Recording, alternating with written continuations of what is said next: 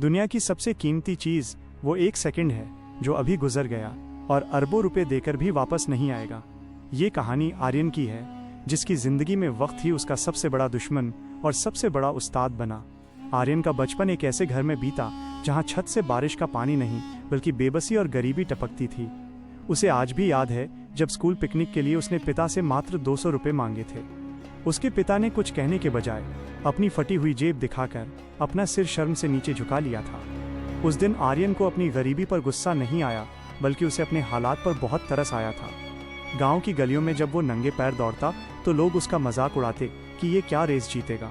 लेकिन आर्यन की आंखों में एक अलग ही जिद थी, क्योंकि उसने अपनी माँ को तपती धूप में जलते देखा था। उसकी माँ दूसरों के खेतों में काम करती थी और उनकी फटी एड़ियों पर लगा काला तेल आर्यन को चुभता था। आर्यन कॉलेज जाने के लिए बस के पैसे बचाने के चक्कर में रोज 10 किलोमीटर पैदल चलकर शहर जाता था। उसने वक्त के साथ एक समझौता किया था कि आज तू मुझे थका दे, लेकिन कल मैं तुझे झुका दूंगा। शहर की चकाचौंध में उसे जल्दी ही समझ आ गया कि यहाँ इंसान की नहीं बल्कि उसकी हैसियत की कद्र है। अपनी पढ़ाई जारी रखने के लिए उसने एक छोटे से ढाबे पर रात भर बर्तन धोने का काम शुरू किया। एक रात काम की थकान के कारण उसके हाथ से एक कीमती प्लेट गिरकर जमीन पर टूट गई। ढाबे के मालिक ने पूरी भीड़ के सामने उसे जलील किया और कहा कि तेरे खानदान की भी इसे खरीदने की औकात नहीं। आर्यन चुपचाप सुनता रहा, लेकिन उसकी आंखों में आंसू की जगह कामयाबी की आग जलने लगी थी। उसी रात गांव से खबर आई कि मां की तबीयत बहुत बिगड़ गई है और ऑपरेशन के लिए तुरंत पैसे चाहिए। पैसे मांगने के लिए वो अपने सफल रिश्तेदारों के पास गया, लेकिन किसी ने दरवाजा नहीं खोला। निराश होकर वो रात के सन्नाटे में रेलवे स्टेशन के प्लेटफॉर्म पर अकेला जाकर बैठ गया था। उसकी जेब में सिर्फ 10 रुपए थे और उसे लगा कि शायद ये दुनिया उसके जैसे गरीबों के लिए नहीं बनी। जब वो हार मानकर वापस गांव लौटने का मन बना चुका था, तभी उसकी नज़र स्टेशन की बड़ी घड़ी पर पड़ी। घड़ी की सुइयां बिना रुके चल रही थीं, मानो कह रही हों कि मैं नहीं रुकी तो तू क्यों हार मान रहा है।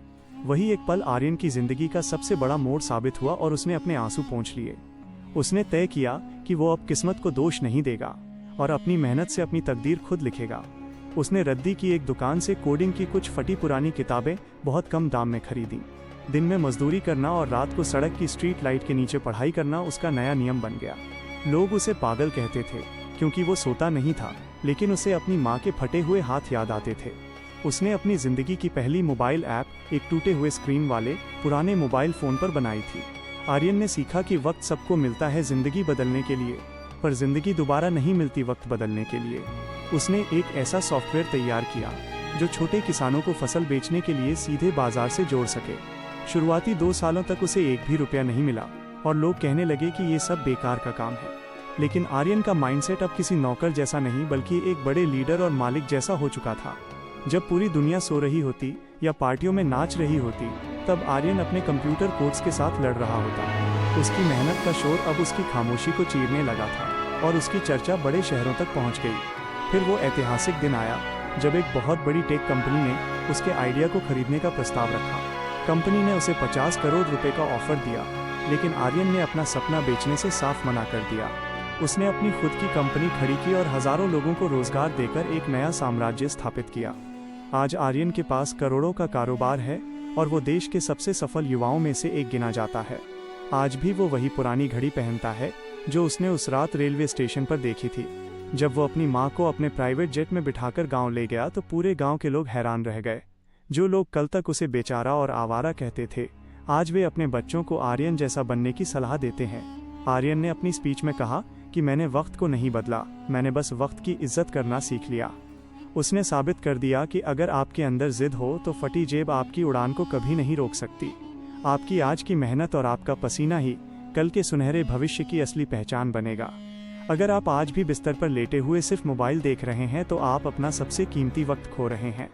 याद रखें कि जिस वक्त आप सो रहे हैं उसी वक्त कोई और आर्यन जागकर अपनी सफलता की कहानी लिख रहा है।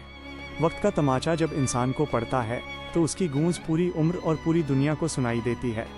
आज ही उठिए और अपने समय की लगाम थाम लीजिए, क्योंकि सूरज डूबने से पहले ही अपनी चमक बिखेरता है। आपकी कहानी अभी खत्म नहीं हुई है, बल्कि ये तो एक बहुत बड़ी जीत की छोटी सी शुरुआत है। बिस्तर छोड़िए और अपने सपनों के पीछे भागिए, क्योंकि वक्त दोबारा किसी का इंतजार नहीं करता।